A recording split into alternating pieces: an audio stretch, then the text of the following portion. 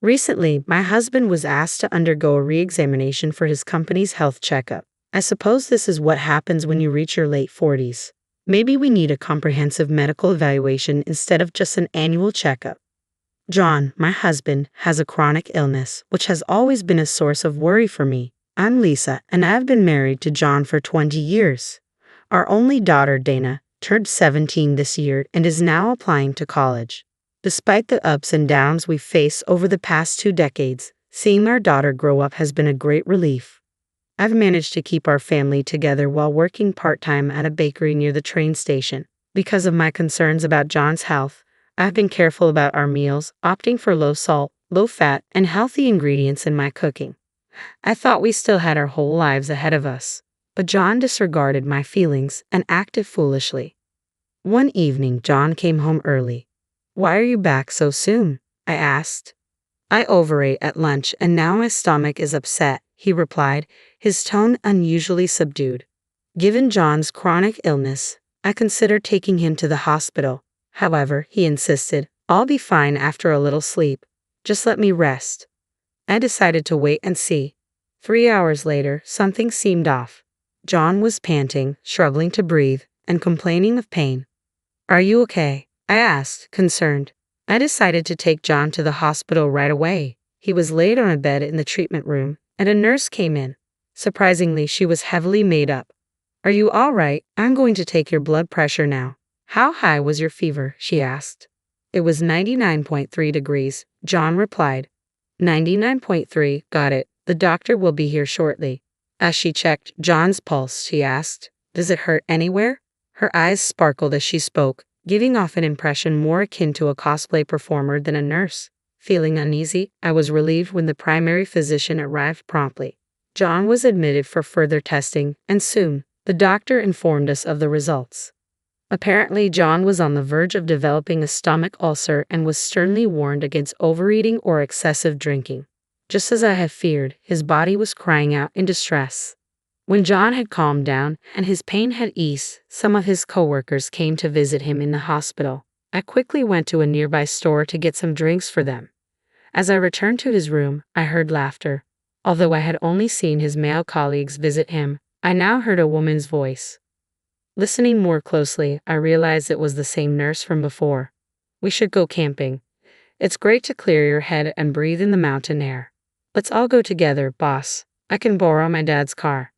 I heard that camping empty-handed is a trend now, another coworker chimed in. "That's right, it's called glamping," the nurse replied.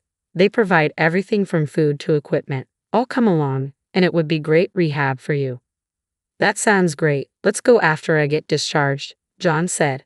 "You're quick to make decisions." "Way to go, boss," one of his coworkers responded. "What are you talking about? I see everyone loves you," the nurse added with a smile. I was taken aback. The idea of a patient and a nurse planning a camping trip while he's still hospitalized was shocking. My husband was clearly in the wrong, but I couldn't fathom what the nurse was thinking. Despite being strictly warned against binge eating and drinking, he was ready to go camping. Unbelievable. Pretending not to hear, I entered the room and handed drinks to his colleagues. A few days later, John was discharged. He had fallen in love with the young nurse during his stay. I had suspected as much, so I wasn't surprised. "You leave this house," I told him firmly. "With my pleasure. But don't call me even if anything happens later," John retorted. I gladly granted his wish for a divorce. Taking Dana with me, I left the house, but Dana seemed upset. "What's this all about, telling us to leave without any notice? What is that grown man even thinking?" "Well, he's always been like this, but I do feel somewhat relieved."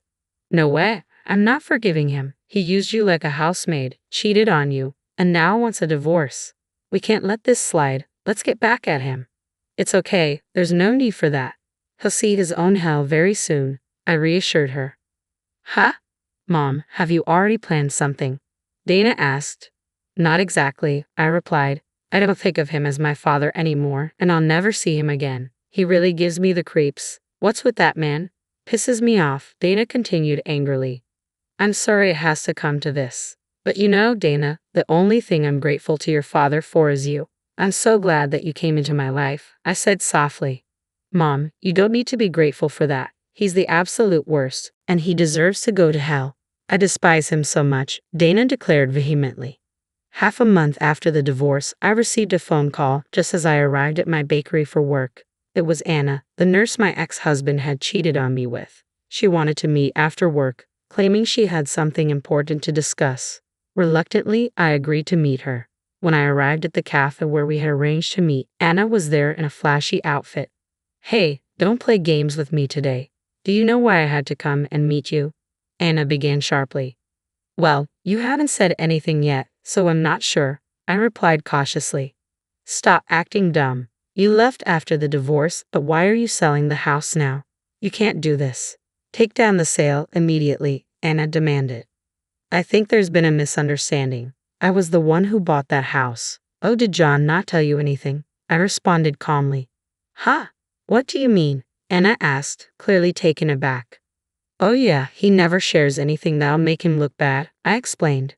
"Before we got married, my parents died in an accident, and I received an inheritance. I used that money to buy that house. Therefore, it's not part of the marital assets, and it's mine." "Ah, so you mean John doesn't own a house?" Anna queried. "That's correct. I doubt he mentioned he owned the house to you. I don't think it's possible for him to buy a house at his age. So we're going to be living in a rental forever?" I didn't know. He said he was going to sell the house and buy a high-rise condo. He lied to me. Well then, he's nothing but a broke old man. I sympathize with you, but you're married, aren't you? And you even have a child. I'm going to hold you accountable for this. I have filed a claim for damages. I believe your husband will be filing for damages soon as well," Anna declared firmly. "Huh? My husband knows about this?" I asked, stunned. "Of course he does. Cheaters always get exposed in the end. He mentioned claiming child support and damages to hold you accountable," Anna replied matter-of-factly. "What? What do I do now?" I exclaimed, feeling overwhelmed.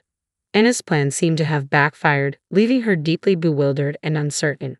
Although I didn't reveal this earlier, following my lawyer's advice, I sent a certified letter to my husband's company detailing his affair. The company adhered to a philosophy that valued family stability, believing a man who couldn't protect his own family couldn't safeguard their business either. Those with peaceful family lives were prioritized for promotion. If they learned his affair led to a divorce, it would derail his promotion prospects. He had worked tirelessly to build a stellar reputation, so this revelation would be a devastating setback, potentially ruining everything he had strived for.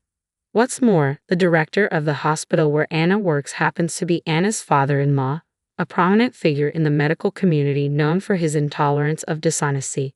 Given his principles, it seems inevitable that her divorce will proceed. Apparently, Anna had always been determined to marry a doctor, which is why she pursued a career as a nurse. Once she achieved her goal, her focus shifted solely to her own happiness, leading to her affair. She had married a doctor and fulfilled her dream, only to destroy it all through infidelity. It's baffling why she chose to jeopardize everything she had worked so hard for. I had become aware of Anna and my husband's affair during the time he was hospitalized. The day he was admitted, I unexpectedly met Tina, an old friend, in the hospital hallway. It was a pleasant surprise seeing her there, and after so long, we caught up over dinner. During our conversation, Tina disclosed Anna's scandalous affairs, which left me shocked. However, I initially dismissed any concern about her involvement with my husband, considering his age of 47. I couldn't fathom him having an affair at this stage in life. Yet 2 days later, Tina dropped the bombshell that their relationship had already begun. Tina's revelations prepared me for the worst. So when my husband eventually asked me to leave, I felt that the time had come. I agreed to the divorce without hesitation, thanks to Tina's insights. The only thing that could secure from a man with no assets, no cash, nothing was alimony. Determined to start afresh, I sold my house for more than expected and could afford a new condo. I felt rejuvenated and content with my new life alongside Dana. Then Anna called. "I'm in trouble. Please help me. I can't stand not having everything I want." That's why I pursued John, but I never planned to leave my husband. I finally landed my coveted doctor. So what? I fail to see how that justifies an affair. You know how tempting things can get sometimes, right? My husband was always studying to become a doctor, so he didn't know how to have fun and was boring. When I met John, who knew how to enjoy himself and was dependable, I couldn't resist having a little fun with him. "I'm sorry, but I need you to talk to my husband. If it's money you want, I'll pay you whatever you need." Huh? Why would I talk to your husband? I asked, puzzled. Please tell my husband that there's nothing between John and me. Let him know that John was the one who flirted with me and I did nothing wrong. I'll pretend I was just troubled by it all. Please help me out. Can you do something for me? What on earth are you talking about? My husband is adamant about divorcing me, but I don't want it to end this way. I'll give John up, so please help me. I'll pay you generously if you do. Please, I need your help, Anna pleaded desperately. Anna's distress amused me inwardly. She thought she had stolen my husband, but in the end, I had taken away her peace of mind. Later that night, I received a call from my husband. You, what the hell have you done? Selling the house and demanding compensation. You've gone too far. Didn't Anna tell you? My husband asked abruptly. What? Why are you bringing her into this? I responded, puzzled. I met with Anna today after she contacted me, he explained. What? I exclaimed, taken aback. I have every right to do as I please with the house since I'm the one who bought it, he asserted. You don't need to be so angry. If we lose that house, I'll have nowhere to go, I pleaded. We're divorced now, so we're not family anymore, right? He replied coldly. We were married for over 20 years. Who was the one who betrayed their partner and cheated? I've already told you not to contact me unless it's urgent because I don't care, I retorted. Stop with the excuses. Cancel the sale of the house immediately, he demanded. I'll end this call if that's all you have to say. It's not my concern anymore, I replied calmly. You? How dare you? Fine, Anna is a nurse so she has a good salary and she's much younger than you. Women like you are worthless anyway, he snapped. Well, that's unfortunate, but Anna called you a broke loser too, I shot back. What? What? Don't you dare repeat that, and tell Anna she better watch her mouth. I filed for compensation from both of them, I declared. After speaking with Anna's husband, who like me was also a victim, it became clear he had noticed and was preparing for divorce. Their mutual betrayal, rooted in infidelity and financial gain, ensured their relationship was doomed from the start. Despite understanding this from the outset, neither Anna's husband nor I took action, content to watch these two villains unravel each other. Yet, I remained astounded by their relentless determination. Meanwhile, my ex-husband John persistently called Dana. The phone rang incessantly until Dana finally answered. Stop calling me over and over, she demanded sharply. You finally answered, Dana. Are you all right? How's school? Are you eating well? How are college applications going? John's questions were unusually concerned, things he had never asked before. Dana put the phone on speaker so I could listen in. Stop bothering me, Dana replied bluntly. That's not how you should talk to your dad, John insisted. Huh? You're not my dad. You abandoned me, remember? Dana retorted sharply. What are you talking about? I didn't abandon you, Dana.